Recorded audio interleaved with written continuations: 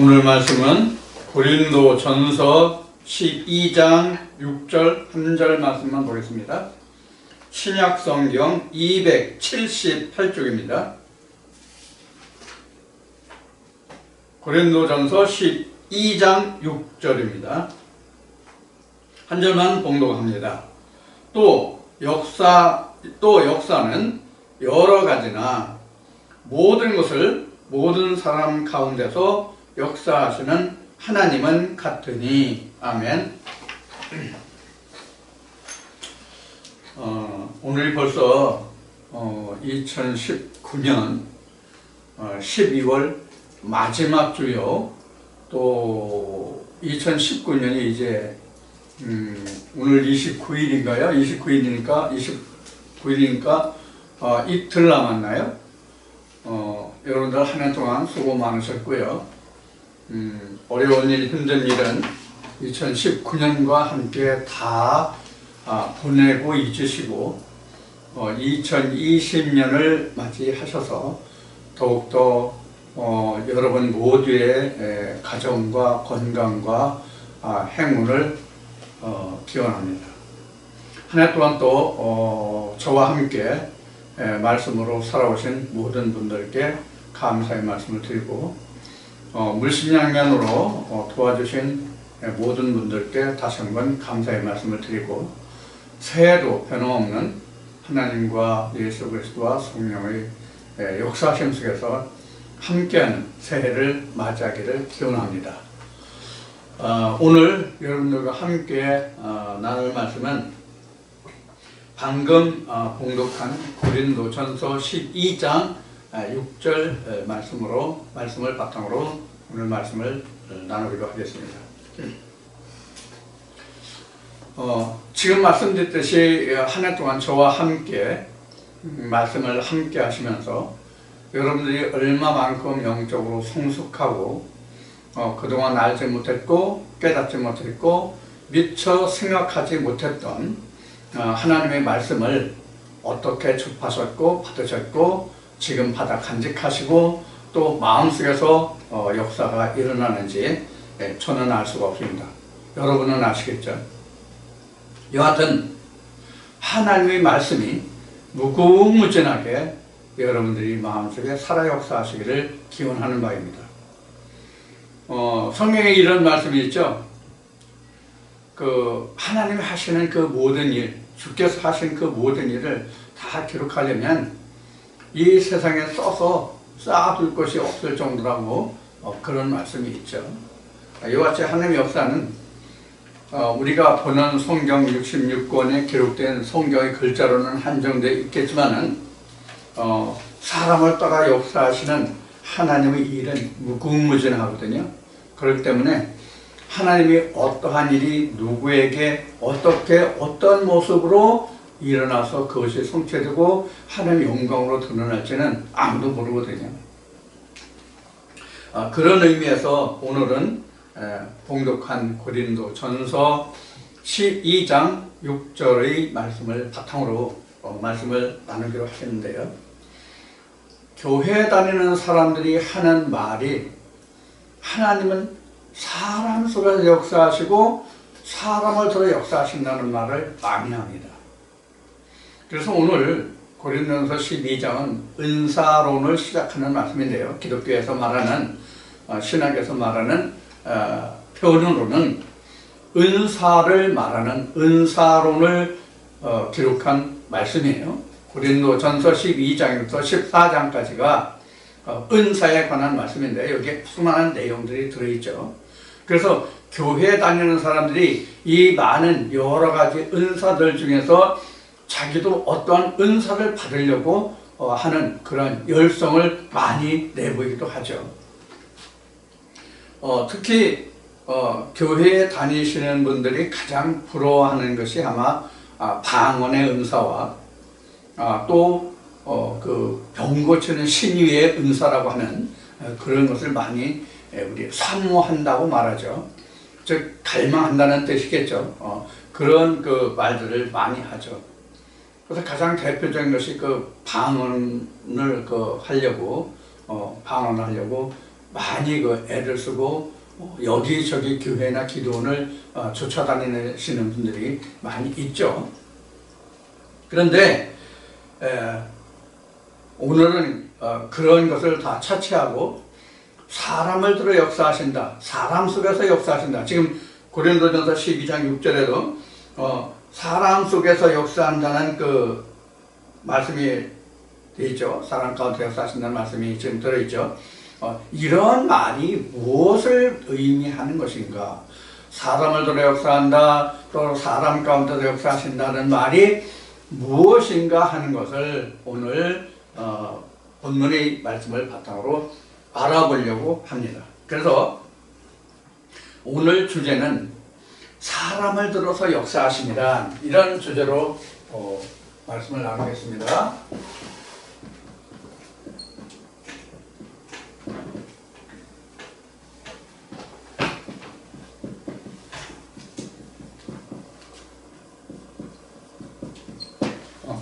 사람을 들어 역사하시는 뭐냐?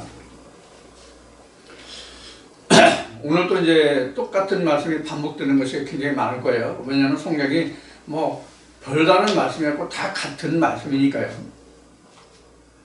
오늘 이 말씀을 알려면 사람이 무엇인지를 우선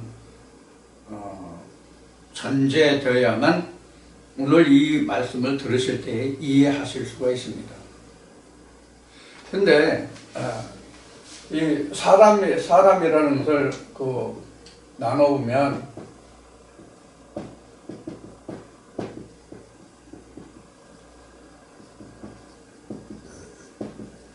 이렇게 말할 수가 있어요. 사람을 말하면 신학적인 사람과 성경적인 사람 이렇게 나눌 수가 있어요. 신학적으로 사람을 말하면 신학적으로 말하는 사람은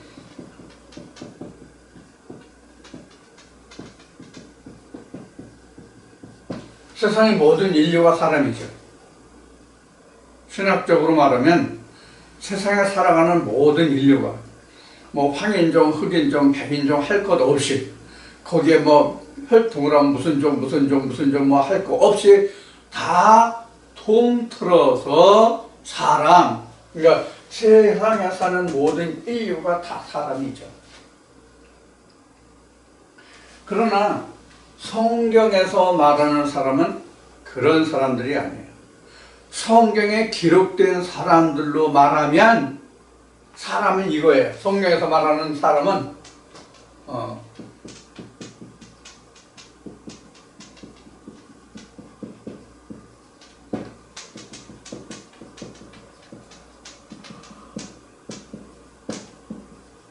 이렇게 말할 수 있겠죠. 성경적으로 말하면 사람 하면 구약으로 말하면 선지자들, 신약으로 말한다면 사도들이 사람이에요. 다시 한번 말씀드리지만 그래서 제가 그동안 여러 번 이야기했듯이 사람의 종류하면 아담의 종류와 같은 거예요. 아담의 종류하면 그것이 사람의 종류예요.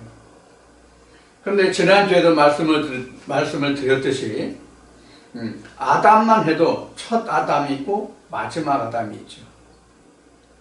첫 아담이 있고 마지막 아담이 있는데 첫 아담은 율법에 속한 자요, 마지막 아담은 진리에 속한 자예요. 이것을 다시 구분하면 세상의 아담에서 첫 아담에 들어오고 첫 아담에서 다시 마지막 아담으로 지어져 가는 거죠.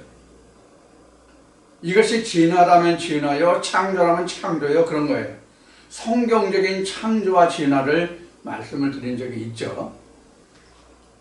자, 이렇게 하나님이 사람 속에서 역사한다, 사람 가운데서 역사한다, 사람 속에서 역사하신다, 사람을 들어 역사하신다 하고 기독교계에서 신학에서 많은 말을 하는데 이 사람이라는 게 무엇이냐면 바로 2번 성경적인 사람을 말하는 거예요.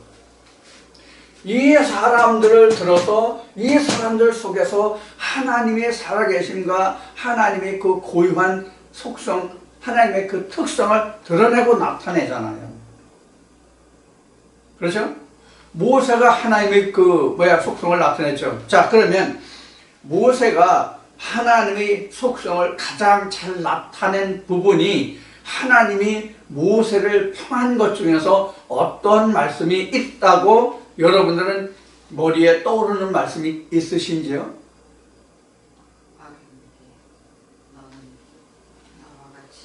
하나님이 모세를 평할 때 이런 말씀을 하세요. 모세는 이스라엘 백성 그 누구보다도 그 마음이 승한 자다.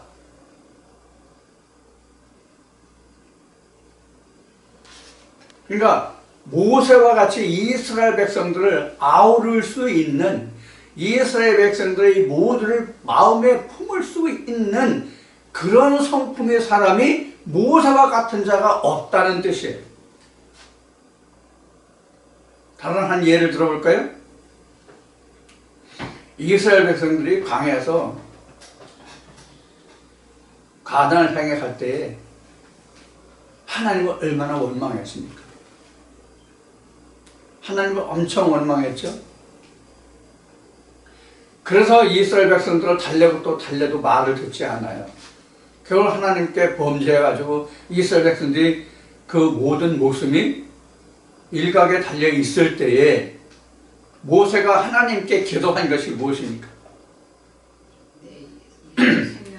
모세가 기도한 것이 많이 있지만 이스라엘 백성들이 범죄할 때마다 하나님께 기도하고 하나님께 엎드리고, 이스라엘 백성들이 모세를 대적할 때 그 백성들 앞에 엎드리고 무릎 꿇은 적이 한두 번이 아니지만, 그럴 때마다 모세는 그들에게 늘 엎드려서 낮은 자세로 그들에게 나아갔어요.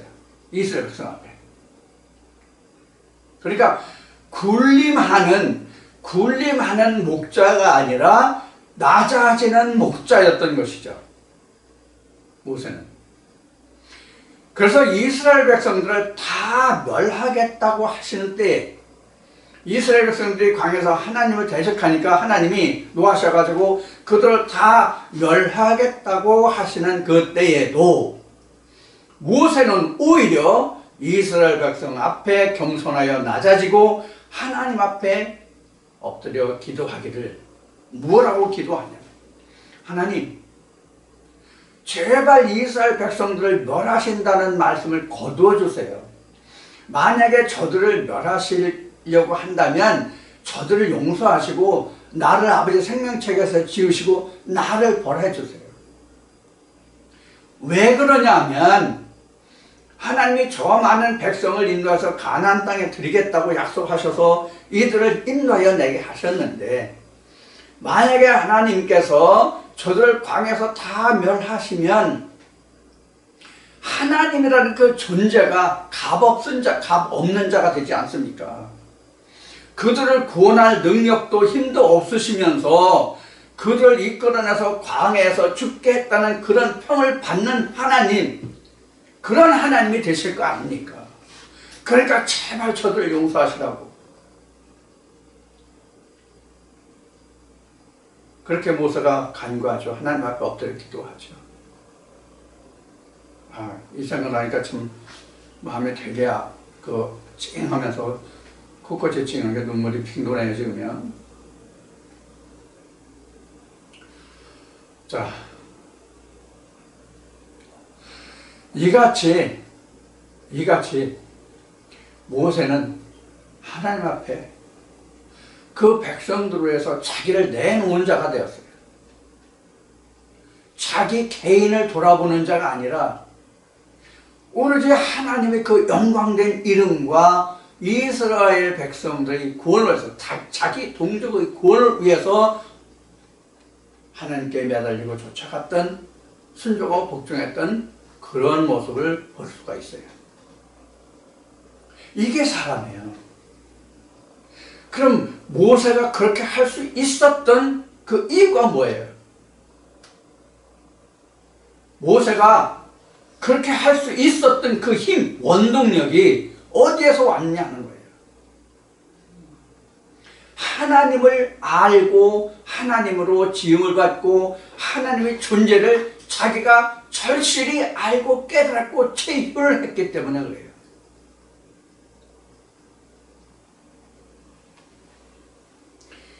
이러한 것을 우리는 성경에서 하나님이 보냄을 받은 자라 이렇게 말해요. 하나님의 보냄을 받은 자. 이것을 신약으로 건너오면은 말씀이 육신을 입은 자가 사람이에요. 그래서 모세가 물에서 건짐을 받았다는 뜻이잖아요. 모세라는 그 말 자체가.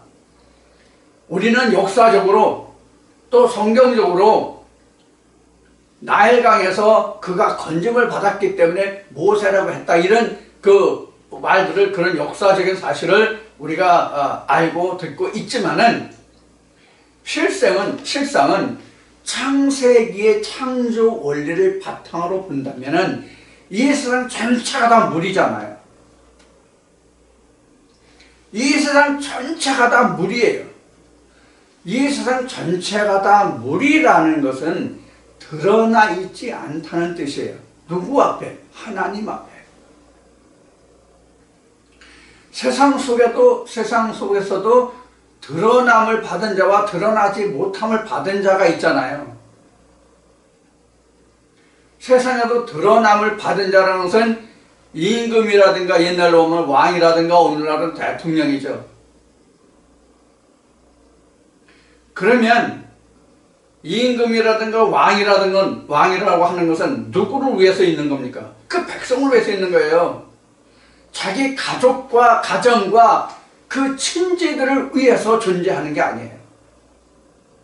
이 말씀은 잠언 말씀에 잘 나타나 있어요. 잠언 말씀에 보면 르무르엘 왕이 그 어미가 아들에게 한 말이 있죠. 너는 포도주를 즐겨 하지 말며 백성을 어떻게 하며 그 어미의 가르침이 잠언 34장인가 33장에 기록되죠.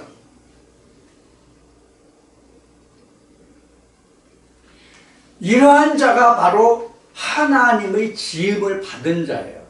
신약으로는 말씀이 육신을 입은 자예요. 그래서 제가 그동안 수없이 말했듯이 신학을 의지해서 목사가 된 사람들은 스스로 온 자지 하나님으로부터 보냄을 받은 자가 아니에요. 그러니까 그들이 어떻게 목회를 합니까? 어떻게 그 교회를 치리합니까? 자기가 왕이 됐잖아요. 자기가 왕이잖아요. 이걸 하나님의 선지자인 이사야는 어떻게 표현했습니까? 하나님은 어떻게 이사야를 통해서 말씀하게 하셨느냐고요.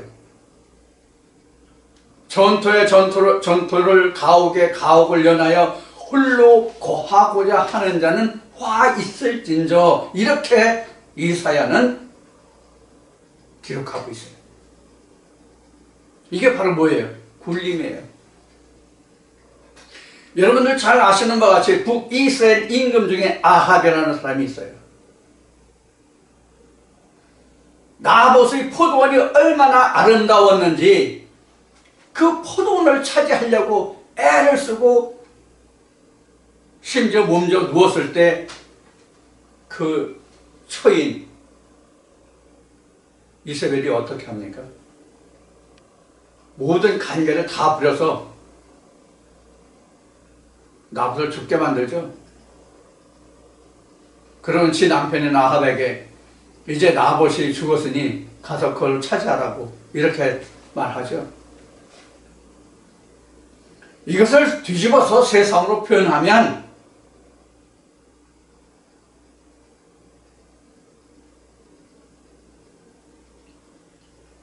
뭐가 될 것 같아요? 전체주의 국가의 군주가 되는 것과 똑같은 이야기예요. 그래서 제가 이 말씀을 생각하면서 생각난 것이 있어요. 이 지구상에는 이 지구상에는 정치 형태가, 국가 형태가 여러 가지가 있잖아요. 크게 나누면 민주주의와 공산주의인데, 그 민주주의의 대표적인 표결 방법이 뭐예요? 다수결의 원칙이죠. 그러면 이 지구상에서 가장 민주주의가 잘 되는 나라가 어느 나라일까요? 공산주의국가, 사회국가, 그 중에서도 북한이에요. 찬성률이 어떻게 됩니까? 제가 국민학교를 다닐 때, 지금은 초등학교지만 제가 학교 다닐 때는 국민학교라고 그랬어요. 국민학교 시절에 중학교 때만 해도, 고등학교 때만 해도 북한은 선거를 하면 100%예요. 그럼 이보다 더 다수결의 원칙으로 말하면 민주주의가 잘 되는 나라가 어디 있습니까? 그러나 그 이면에 들어가서 살펴보면 진짜 민주주의일까요? 민주주의도 종류가 많다고 그래요. 우선 저희가 아는 것만 해도 자유민주주의가 있고요. 사회민주주의가 있고요. 인민민주주의가 있고요. 뭐 여러 가지 종류가 있어요. 자, 그래서 우리가 성경을 보면, 뭐 세상적인 얘기를 했지만 성경을 보면 사람이라고 하는 것은 하나님의 지음을 받은 자가 사람이에요. 성경적으로 보면 하나님의 지음을 받은 자, 이것을 신약에서는 구약에서는 하나님의 사람, 또는 신약에서는 하나님으로부터 보냄을 받은 자, 이렇게 말을 해요. 그 대표적인 게 구약에서 모세, 신약에서 예수를 말할 수 있는 것뿐이죠. 그렇게 말하는 것뿐이죠. 그래서 전에 이렇게 얘기했죠. 여기 지금 선지자 나왔고 사도 나왔는데, 선지자는 구약의 모세의 율법으로 인해서 하나님의 일에 부름을 받아서 사역한 자들을, 사도는 예수 그리스도에 의하여 부름을 받고 사역한 자들을 사도들이라고 한다는 그런 말씀을 드린 적이 있어요. 이러한 자들이 바로 사람이에요. 이러한 자들이 바로 사람이에요. 그러면 사람이라는 말이 가장 먼저 성경에 등장하는 게 어디예요? 사람이라는 말이 가장 먼저 등장하는 곳이 어디냐고요? 창세기 1장에서 여섯째 날 사람을 만들자고 하는 데서 가장 먼저 사람이 나와요.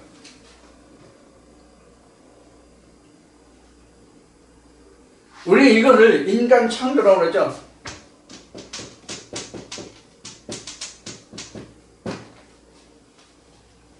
인간 창조라고 그러죠.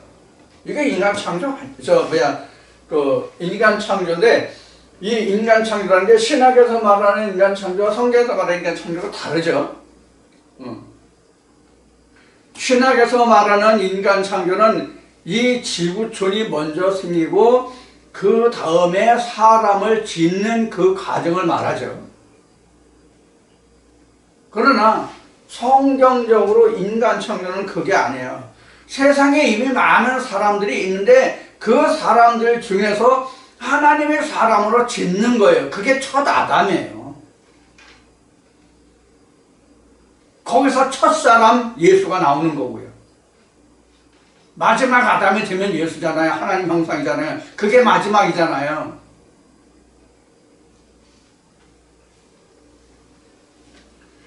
자, 그래서 우리가 이제 이미 벌써 답은 다 나왔어요, 여러분들. 말씀을 이해하시고 그동안 말씀을 들으신 분들은 저 사람이 무엇을 이야기하고자 하는 것을 이미 다 캐치하셨을 거예요.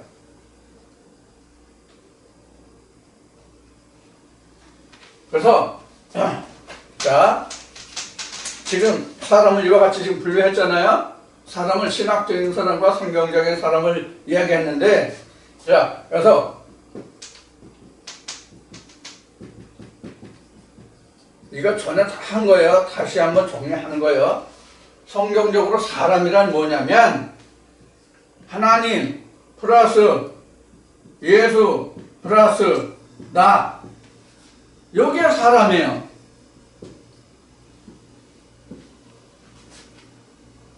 자, 요것을 좀 풀었으면 이런 거예요. 로고스 플러스 레마 플러스 나, 이게 사람이란 말이에요. 이게 뭐예요? 이게 요한복음 1장 14절 그동안 무수히 얘기했던 그 말씀이잖아요. 이러한 사람을 들어 역사하고 이런 사람들 속에서 역사하는 거예요. 여러분들 이해하시겠지만 제가 주장하고 제가 전하고 제가 말하고 있는 이 성경 말씀을 지금 여러분들은 듣고 계시잖아요. 그럼 여러분들이 주위에서 교회 다니거나 말씀을 찾는다거나 그런 분들을 알아요. 아니면 가족이든 아니면 이웃이든 아니면 어떤 일이든지 알고 있는 주변 사람들 중에 이 말씀을 전하고 싶다고 생각되는 사람이 있을 때에 그 사람에게 여러분들이 가지고 있는 하나의 말씀이 이러이러하다고 전하면 그 사람들이 듣자마자 오케이, 예스, 당신 말이 옳소, 이렇게 말하는 사람들이 과연 몇이나 되며 얼마나 경험을 하셨어요?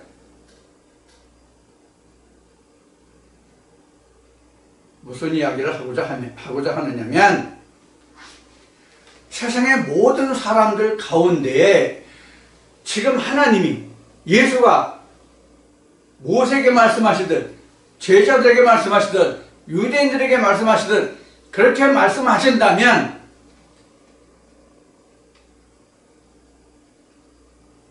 지금은 예수가 다 전파되고 있는 세상이기 때문에 그들이 과연 당신이 하나님의 아들이요 당신 말이 옳소 이렇게 하고 그 말씀에 따를 자가 과연 몇이냐 하는 거예요.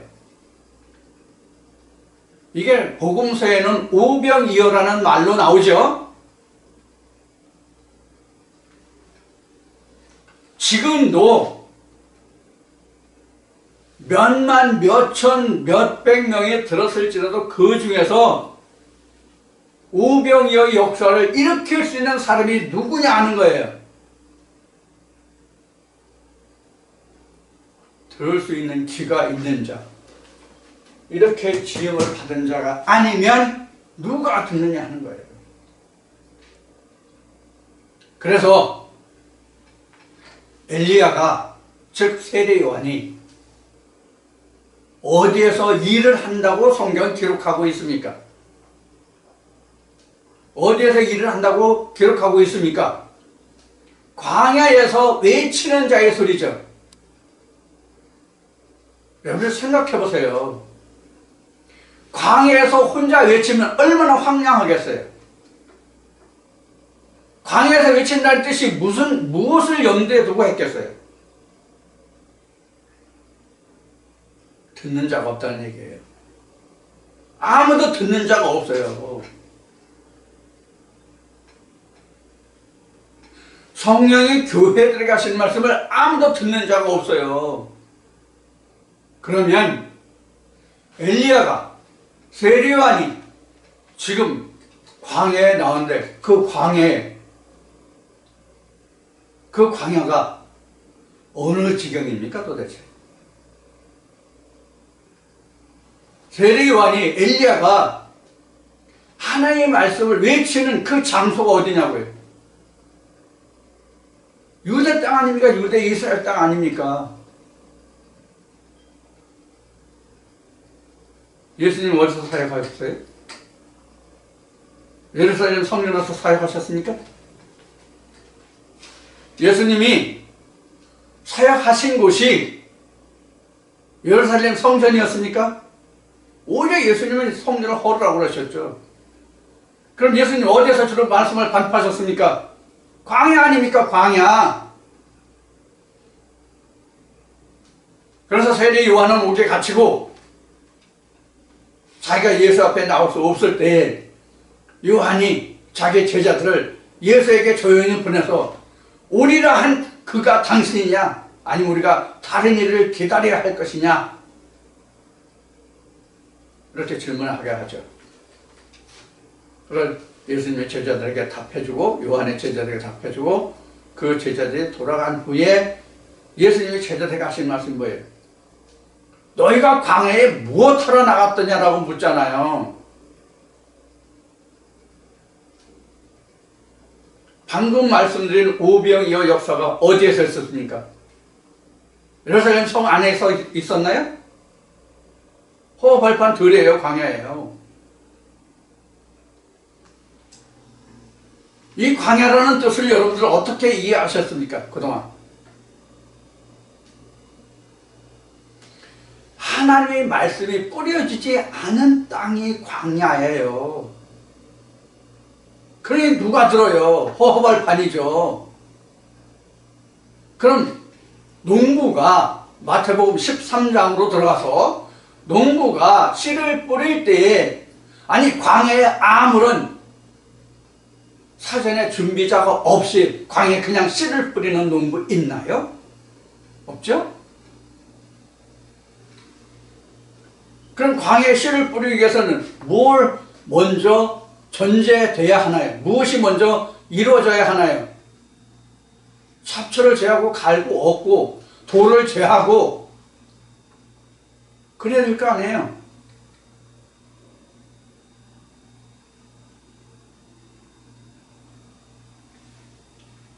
그 작업에서 이미 다들 다 죽어요. 그럼 잡초가 뭐예요? 돌이 뭐예요? 갈아엎는다가 뭐예요?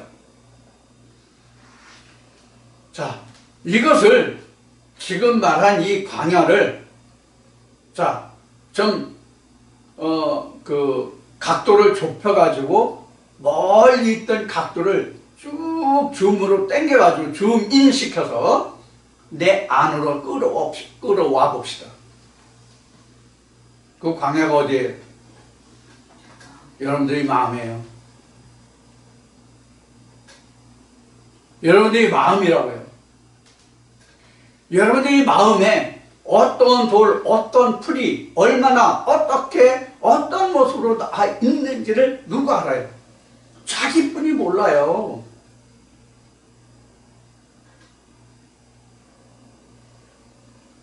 그래서 하나님의 말씀이 내 안에 들어왔을 때에 나를 비춰봤을 때 하나님의 말씀으로 나를 비춰보았을 때에 내 안의 모습을 내가 볼 수 있는 것이거든요. 그래야만 내 안에 있는 복음서로 말하면 마태복음으로 하면 들보를 뺄 수 있는 거예요. 마태복음 7장에 나오죠. 들보를 뺄 수 있는 거예요. 돌을 제할 수 있는 거예요. 잡초를 제할 수 있는 거예요. 내 마음의 땅을 갈 수 있는 거예요. 그래서 이사야 5장에는 어떻게 기록하고 있습니까? 하나님이 이사야를 통해서 이스라엘 백성들에게 고하게 하신 말씀이 뭐예요? 내가 너희들을 그 상품의 포도나무를 심기 위해서 밭을 갈고 돌을 제하고 울타리를 치고 이래서 포도나무를 심었어. 극상품의 포도나무를 심었어. 그런데 어떻게 됐어요? 결과가? 들포도를 맺음이 어찌미냐.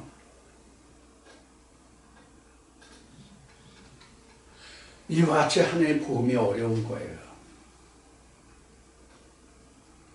그래서 하나님의 말씀은 믿는 자 속에서 역사가 일어나고 믿는 사람들 속에서 역사가 일어나고 이스라엘 백성들 가운데서 역사하신다는 말씀이에요. 사람 가운데서 역사하신다는 말씀이 바로 지금까지 말씀드린 그런 말씀을 바탕으로 우리가 이해해야 돼요. 이런 사람들 속에서 신학적으로 말하는 이런 사람들 속에서 역사하신다는 뜻이 절대로 아니라는 거. 그래서 가장 쉽게 말하면 사람들 속에 우리 가운데 역사하신다는 그것을 가장 쉽게 말하면 선지자들이나 사도들이나 그 믿음 안에 있는 자들 속에서 하나님의 역사가 이루어진다는 뜻이에요. 그러니까 고린도전서 12장에서 14장까지 은사론을 바울이 주장하고 있는데, 신학적으로 말했을 때의 은사론이에요. 이 모든 것이 세상 사람들이 모두에게 다 나타나는 것이 아니라 믿음의 사람들 안에서만 이런 것이 있어진다는 얘기예요. 방언도 나오고 통역도 나오고 병고침도 나온다는 얘기예요. 근데 하나님의 역사는 이것이 다가 아니다. 더 좋은 은사를 하나님께 구해라. 그럼 가장 더 좋은 은사가 뭐예요? 방언 안 해도, 통역 안 해도, 병고치는 은사가 없어도 그보다 더 좋은 은사가 뭐냐고요? 영생이에요. 예수 그리스도를 아는 것이라고요.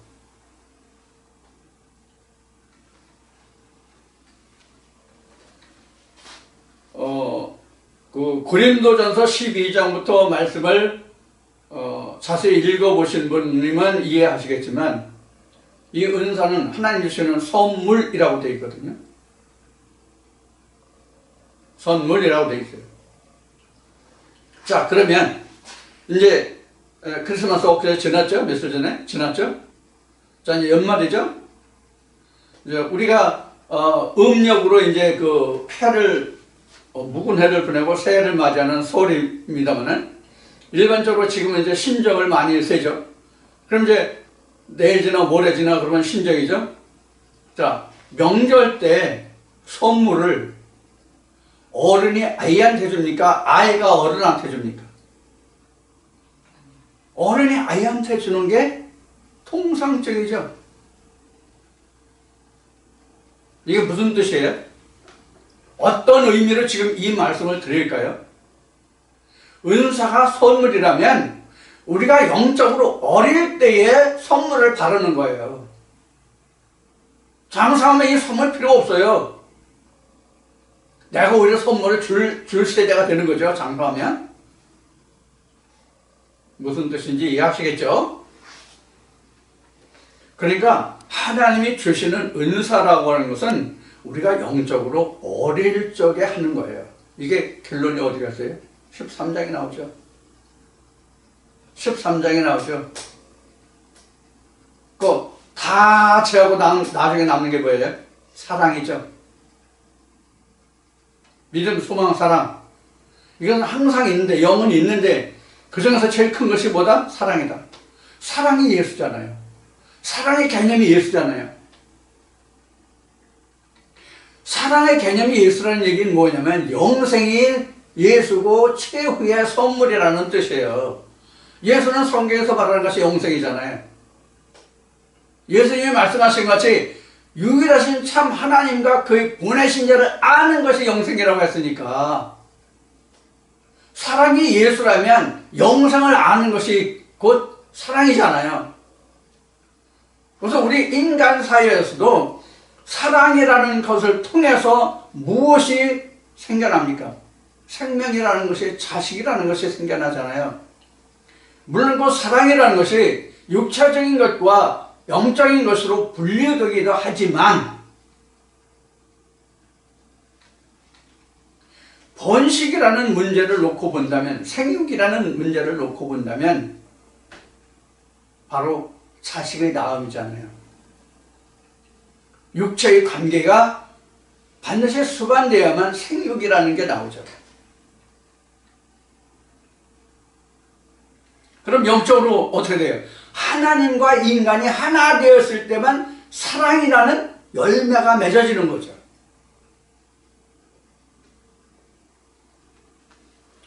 이러한 사랑을 통해서 낳음을 받은 그 자체가 뭐냐면 성경이 말하는 사람, 하나님으로부터 보냄을 받은 자라고 하는 거예요. 지금 이렇게 정해놨죠? 성경적인 사람은 구약을 선지자들, 신약을 사도들이라고 말했어요. 이들 다 뭐에서 온 자들이에요? 말씀으로 온 자들 아니야. 말씀으로 나음을 받아서 말씀으로 온 자고 말씀으로 일하는 자들이잖아요. 그럼 이들이 누구 속에서 역사해요? 이들이 누구 속에서 누구를 역사할 수 있냐고요? 누구와 함께 역사라는 것은 일을 할 수 있느냐고요? 믿지 않는 사람들? 믿는 사람들을 역사할 수 있죠. 믿는 사람들 속에서만. 그래서 우리가 믿음이라는 것도 우리가 생각을 많이 해야 돼요. 믿음이 뭐냐, 믿음이. 믿음이라는 것은 오늘 여러분들과 나눈 말씀, 믿음이라는 것은 이렇게 된 자들이 일하는 것이 믿음이에요. 예수님이 뭐라고 말씀하셨어요? 믿음이 뭐라고 예수님이 말씀하셨냐고요? 하나님을 아는 것이 일이라고 했잖아요. 믿는 것이 일이라고 했잖아요. 그 믿음이 뭐냐고, 믿음이. 우린 믿음이라는 것을, 전에도 제가 여러 차례 말씀드렸지만, 이 믿음이라는 것을 사전적으로 보면 이거를 우리가 품사로 보면 이름씨예요. 믿음이라는 것은 사전적인 설명으로 믿음이라는 말이 이름씨라고 해요. 즉 명사란 말이에요. 우리 한글본에서는 이걸 이름씨라고 그래요. 근데 이제 영어나 독일어나 외국어를 배우는 그 언어를 배울 때는 이거를 명사라고 얘기하죠. 명사. 뭐 명사도 고유명사, 뭐 대명사, 뭐 이렇게 얘기하죠. 자, 이거는 이름씨 즉 명사란 말이에요. 근데 성경에서 말하는 믿음은 명사 아니에요. 명사 아니에요. 제가 뭐라고 말했죠? 성경에서 믿음이라는 동명사라고 말을 했죠. 동명사라고 하는 것은 완료형이 아니라 진행형이라는 뜻으로 동명사라고 말씀드리는 거예요. 성경에서 말하는 믿음은 완료가 아니에요. 성경에서 말하는 믿음은 진행형이에요. 이 일을 계속 해야 되는 거예요.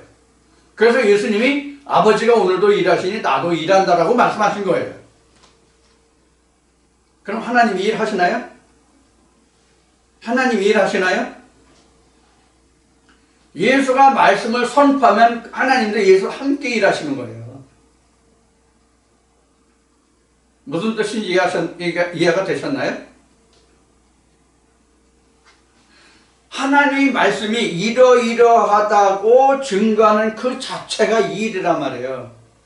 그러면 하나님도 일하시고 그 말씀을 증거하는 자도 일하고 이와 같이 되는 거거든요. 그럼 요한복음 1장 1절의 말씀을 통해서 말씀 자체가 하나님이죠.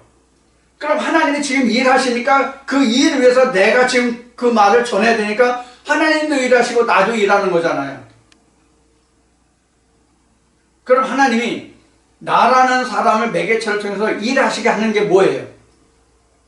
성령의 역사심이죠. 성령의 깨닫게 하심이죠. 즉 말씀을 깨닫게 하심이죠. 로고스 속에 들어있는 내 말을 보여주심으로 인해서 내가 그 말씀을 전하죠. 하나님이 이러하시다고, 말씀이 이러하다고. 그러니까 하나님이 내게 성령으로 나타내 보여주셨으니까 나는 그 나타내 보이신 그것을 나는 증거하는 거예요. 그럼 하나님이 일하시니까 나도 일할 수밖에 없잖아요. 오늘 제가 지금 이 주제로 여러분들에게 말씀을 드리잖아요. 하나님이 사람을 통해 역사하시는 게, 사람 가운데 역사하신다는 게 바로 이러한 거야 라는 그 이상을 내가 보여주셨기 때문에, 하나님이 내게 보여주셨기 때문에, 즉 하나님이 내게 일하시고 나는 하나님이 일하신 것을 나는 다시 일하고, 그러나 나는 말씀에 불임을 받는 자죠. 히브리서나 사도행전에 있는 말씀같이 천사가 뭐예요? 하나님의 말씀으로 부름을 받는 자들이 천사잖아요. 그 일이 바로 하나님이 일을 하는 거예요. 하나님이 일하시는 나도 일한 거예요. 하나님이 내게 성경에 쓰여진 이 문자 글자를 보고 제게 하나님이 이것을 이상으로 보이지 아니하시면 내가 이 말씀 속에 무엇이 들어있는지를 어떻게 알아요? 그래서 성경에 보면 많은 선지자들이나 사도들이 말하기를 성령으로 인도함을 받는다라고 기록하는 부분이 많이 있죠. 이게 하나님의 일하시네요.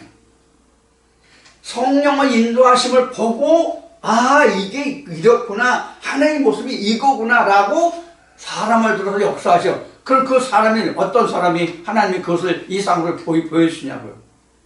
말씀이 육신을 입은 자가 아닙니까? 그게 사람이란 말이에요. 그들 가운데서 역사하신단 말이에요. 세상에 아무리 인구가 수십억이라 할지라도 하나님의 말씀으로 지음을 받은 자 외에는 그 말씀이 그 안에서 역사가 일어나지 않아요.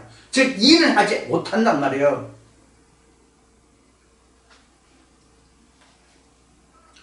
그러면 하나님이 왜 사람을 지으시고자 했는지, 또 하나님의 사람을 지으시고자 하였을지라도 어떤 사람을 지으시고자 하셨는지 이제 이해하셨어요? 왜 우리 형상대로 사람을 짓자고 하셨는지 이제 이해가 되셨어요?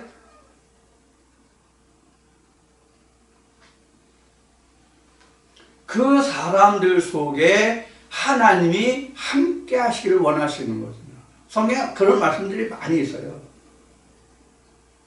하나님이 우리와 함께 거하시기를 원하신다는 것이죠. 하나님이 인간 속에 들어오지 아니하시면 하나님의 존재가 드러납니까? 하나님이 예수님이 증거하신 대로 하나님이 영이라고 그랬어요. 영은 뼈와 살이 없다고 하셨어요. 뼈와 살이 없다고 한다면 육안으로는 사람의 육신의 눈으로는 시각적으로는 그를 인지할 수가 없잖아요. 무엇으로 인지합니까? 그런데 어떻게 하나님 우리가 알 수 있어요? 육신의 시각으로.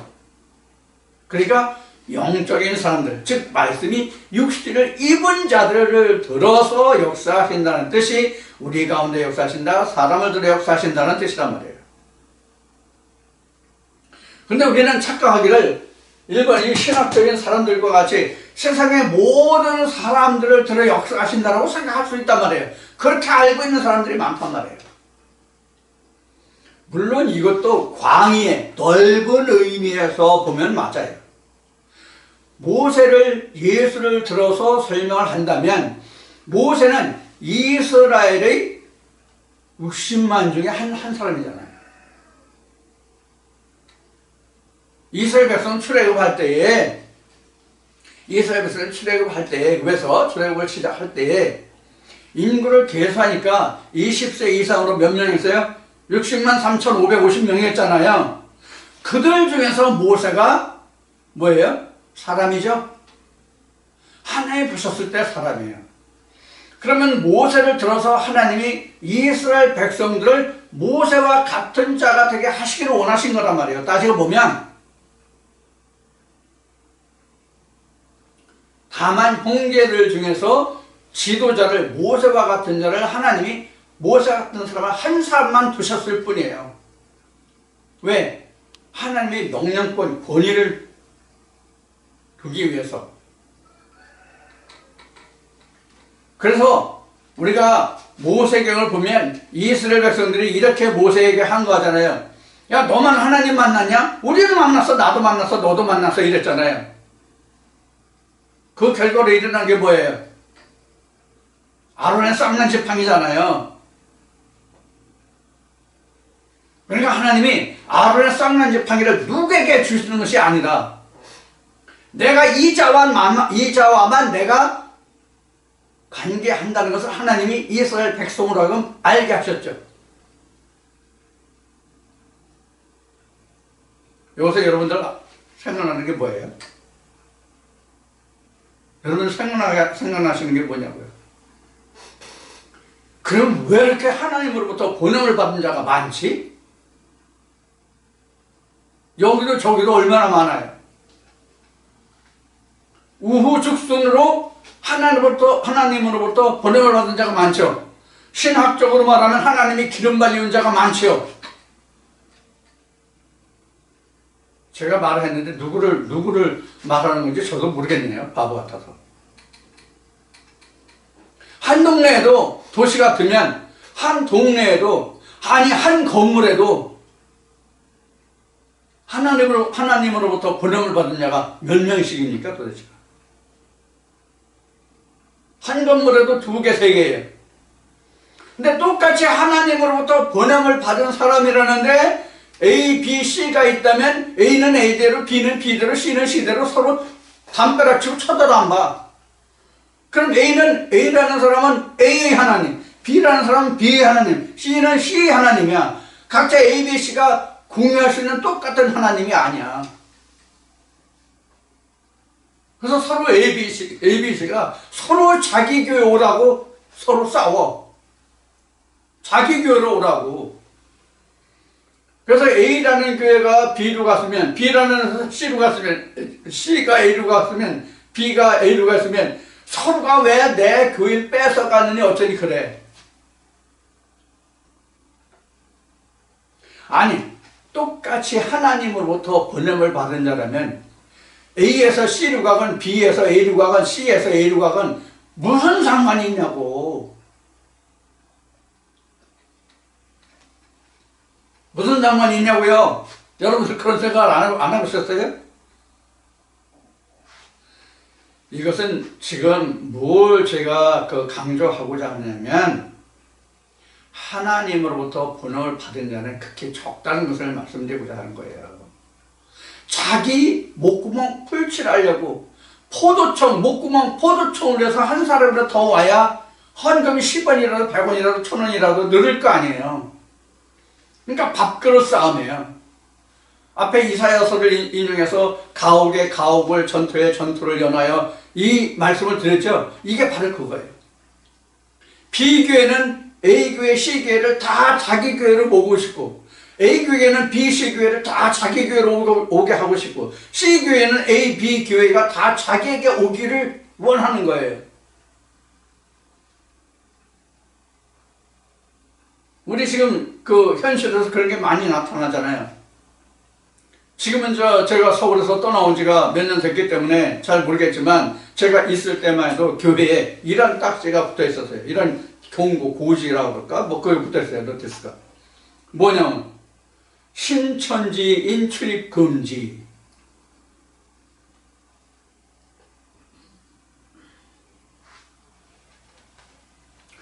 자, 여러 가지 이제 다른 말로 다른 말로 제가 말씀을 드렸고 설명을 드렸는데 지금 하나님으로부터 번영을 받았다, 사람을 들어 역사하신다, 우리 가운데서 역사하신다는 뜻이 바로 이러한 의미를 가지고 있다는 것을 여러분들이 이해하시면 됩니다.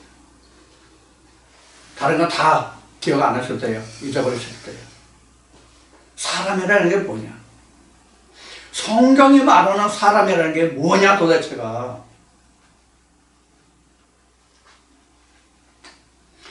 물론 이제 이 말씀을 이제 좀 드려야 되겠네요.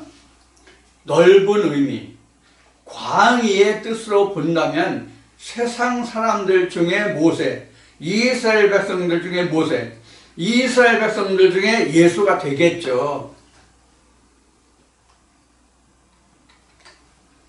그러나 그 사람들을 바로 하나님이 들어서 역사하시는 것이 아니라 하나님의 형상으로 지음을 받는 그 과정이 필요하잖아요. 씨로 잉태하고 자라고 나음을 받기까지, 즉 장성하기까지의 시간이 소요되잖아요. 그렇게 된 자가 사람이란 말이에요. 그 사람을 들어 역사하시는 거예요. 그래서 이것을 성경은 먹이로 보았을 때, 음식물로 보았을 때에 홍수 심판이 지나야 사람에게 무엇을 먹게 하셨어요? 하나님이 고기를 먹게 하시죠. 노아의 홍수 심판이 두 번째 물에서 건짐을 받는 거예요. 노아의 홍수 심판이 두 번째 물에서 건짐을 받는 거예요. 물에서 두 번째 건짐을 받으면 뭐예요? 우리로 보면 그 홍해를 건너서 요단을 건너서 가나안 땅에 들어간 것이 두 번째 물에서 건짐을 받으며 그때부터 고기예요. 그럼 성경에서 고기가 뭐예요? 물론 이스라엘 백성들은 광야에서 메추라기를 먹었죠. 고기를. 소고기는 못 먹었지만, 소고기, 닭고기는 못 먹었지만 광야에서 메추라기를 먹었잖아요. 이스라엘 백성들 하도 고기 하니까. 그러면 영적으로 고기는 뭐예요? 영적으로 고기는 뭐가 영적으로 고기예요? 예수잖아요. 예수. 내 피와 살. 그게 영적으로 고기잖아요. 예수가 우리가 하늘에서 떨어진 만나 우리 고기로 왔잖아요. 육신의 고기가 아니라 영적인 고기로. 자, 이와 같이 우리는 같은 말이지만 세상에서 신학적으로 보는 눈과 사람의 학문인 신학적인 눈으로 보는 것과 하나님의 눈인 성령의 눈으로 보는 것은 이와 같은 차이가 있어요. 이런 것을 우리가 세상 말로 하늘과 땅 차이다 이렇게 말하죠. 그래서 우리는 하늘의 것을 추구하고 하늘의 것을 쫓아가고 찾고 그 무한을 가지고자 하는 것이지 땅의 것으로 하나님을 변절시키는 것을 원하는 자들이 아니에요. 그래서 우리는 하늘에 속한 자예요. 땅에 속한 자가 아니라. 다만 땅에 속한 형체가 있기 때문에 하늘의 형체를 우리가 입을 수 있는 것이라는 것뿐이에요. 즉 그릇이 있어야 이 질그릇 속에 부활을 담았다고 하는 바울의 증거와 같은 거예요. 그래서 지금 말한 말씀을 하면 질그릇 속에 하나님의 부활을 담아져 있는 것이 하나님의 부활을 담은 자가 사람이고 그 사람들 속에서 역사하시고 그 사람들 속에서 하나님의 뜻이 이루어지는 거예요. 이것을 사람 가운데서 우리 가운데 역사하신다, 사람을 들어 역사하신다라는 의미예요. 오늘 이 말씀을 통해서 이제 여러분들은 사람을 들어 역사하신다. 아, 그렇지. 이게 하나님이 말씀하신 하나님의 말씀이야. 이런 말씀이 이렇게 깨달아지는 그런 시간이 될 수가 아니라 되었을 줄 믿습니다. 그래서 우리가 방금 말씀을 들었듯이 우리가 똑같은 글자요, 똑같은 문자인데도 불구하고 그 뜻이, 그 내용이 읽혀지는 것이 정말 천차만별이죠. 그래서 성경이 어려운 거예요. 자, 이 시간 여러분들과 함께 나눈 말씀들을 통해서 여러분들 이제 사람을 들여 역사하신다, 우리 가운데 역사하신다, 이런 성경의 단어가 나올 때는 이렇게 사람을 분류하고 사람이 무엇인지, 사람의 종류가 어떤 것이 있는지, 구약 때는 신약 때는 어떻게 됐는지, 성경은 어떻게 이를 성경마다 증거하고 있는지, 이러한 것들을 여러분들이 말씀을 대할 때마다 연상되고 연관되고 이것을 이끌어낼 수 있다면 이것이 곧 성령의 인도하신 역사심이에요. 거기에서 여러분들은 참 하나님을 만나실 수 있을 겁니다.